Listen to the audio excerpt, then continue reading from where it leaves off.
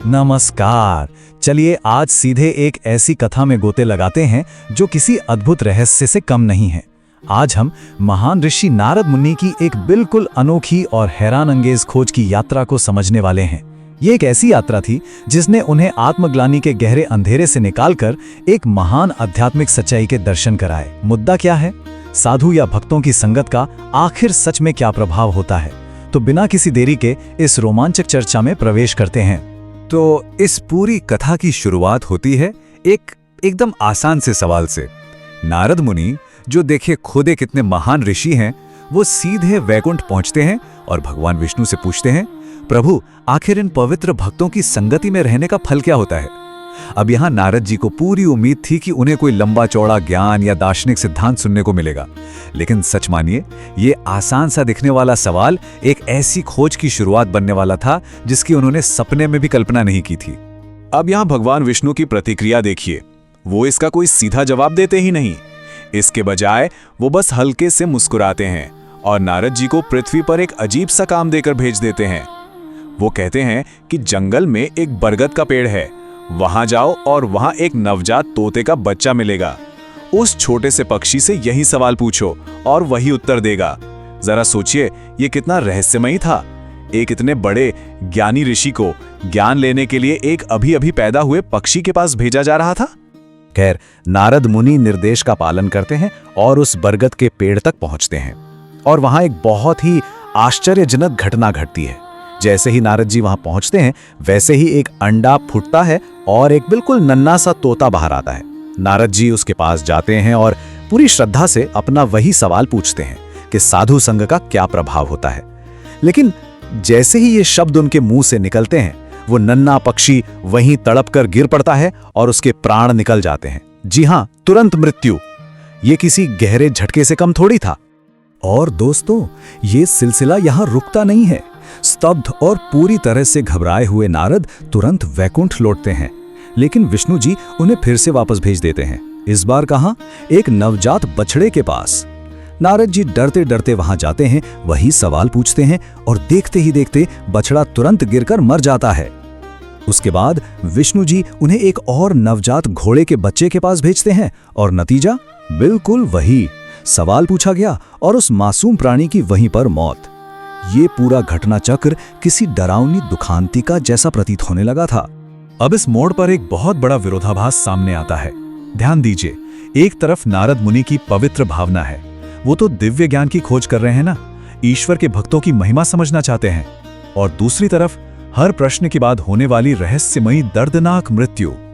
नारद जी को अब पूरी तरह से लगने लगा था कि वो जहां भी कदम रख रहे हैं अपने पीछे मौत का एक भयानक सिलसिला छोड़ते जा रहे हैं।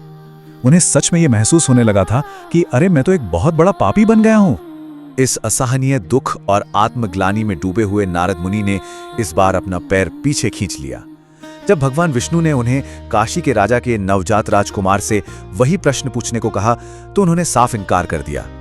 उनकी निराशा इस एक बात से छलकती है जब वो कहते हैं, प्रभु मैं पहले से ही इतने बड़े अपराध बोझ से दबा हुआ हूं, अब मैं किसी छोटे से राजकुमार की मृत्यु का बोझ अपनी अंतरात्मा पर बिल्कुल नहीं लेना चाहता। ये कोई मामूली बात नहीं थी, ये एक महान ऋषि का वाजिब डर था जो किसी एक और मासूम की जान लेने के ख्याल से ही अंदर तक कांप उठे थे। लेकिन भगवान विष्णु कहाँ मानने वाले थे। उन्होंने आश्वासन दिया कि घबराओ मत, इस बार तुम्हें तुम्हारे प्रश्न का उत्तर निश्चित रूप से मिलेगा। अब भारी मन और अत्यंत अनिच्छा के बावजूद नारद जी काशी के राजा के महल पहुंच ही जाते हैं, पर वहां का माहौल तो बिल्कुल ही उलट था।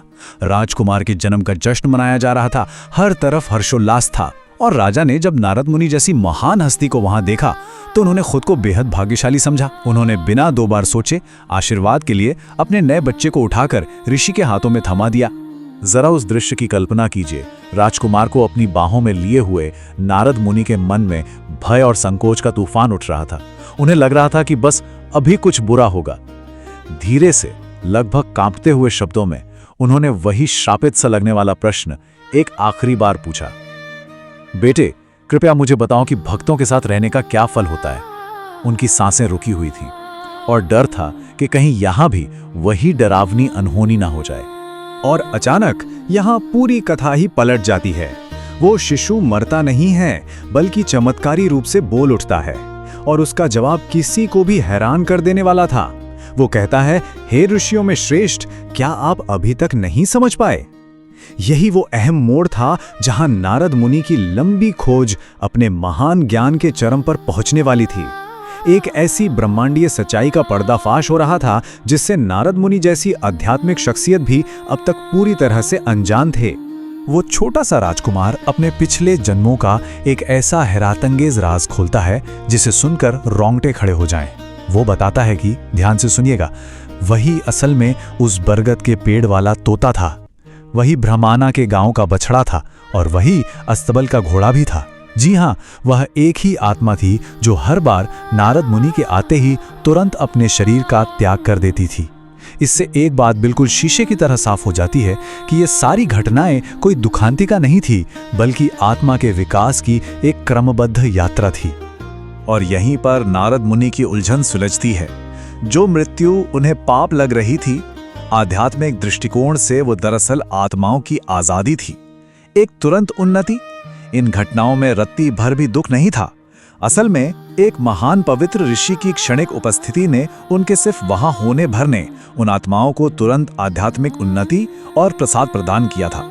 यही सबसे बड़ी और दिव्य हकीकत थी जिसे समझने में इतना समय लग गया। ये सच में एक आत्मा के क्रमिक विकास की सीढ़ी पर चढ़ने की अद्भुत यात्रा थी। देखिए कैसे एक पक्षी के शरीर से आजादी मिलने के बाद वो आत्मा तुरंत बछड़े में और फिर घोड़े के रूप में आगे बढ़ती गई, जब तक कि उसे ये सबसे अनमोल मानव शरीर एक राजकुमार का रूप प्राप्त नहीं हो गया। एक आत्मा का पशु योनि से निकलकर सीधे उत्तम मानव रूप में आना एक महापरिवर्तन था। और सबसे खास बात, ये चमत्कार सिर्फ और सिर्फ नारद जी की उन छोटी छोटी मुलाकातों की पवित्रता से ही संभव हो पाया था। तो ये पूरी की पूरी घटना इस गहरे आध्यात्मिक सिद्धांत को बेहद सरलता से समझाती है, जिसे हम साधु संग कहते हैं। साधु संग का मतलब क्या है? किसी शुद्ध भक्त या पवित्र व्यक्ति की संगति।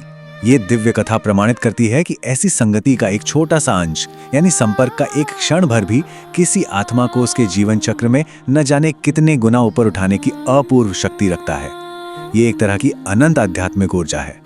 और इस पूरे ब्रह्मांडीय विकास में मानव जीवन प्राप्त करना इस यात्रा का सर्वोच्च शिखर है।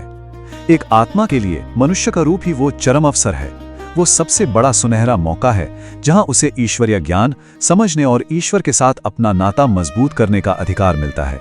मनुष्य जोनी केवल खा पी कर जीने का माध्यम नहीं है, बल्कि दिव्य ज्ञान को आत्मसात करने का परम द्वार है।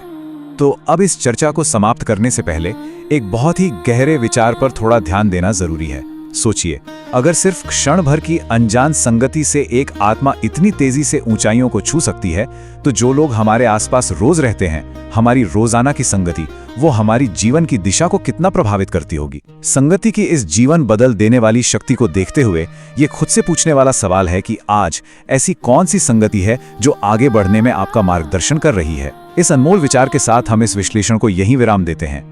इस दिलचस्प यात्रा में आखिर तक जुड़े रहने के लिए बहुत बहुत धन्यवाद।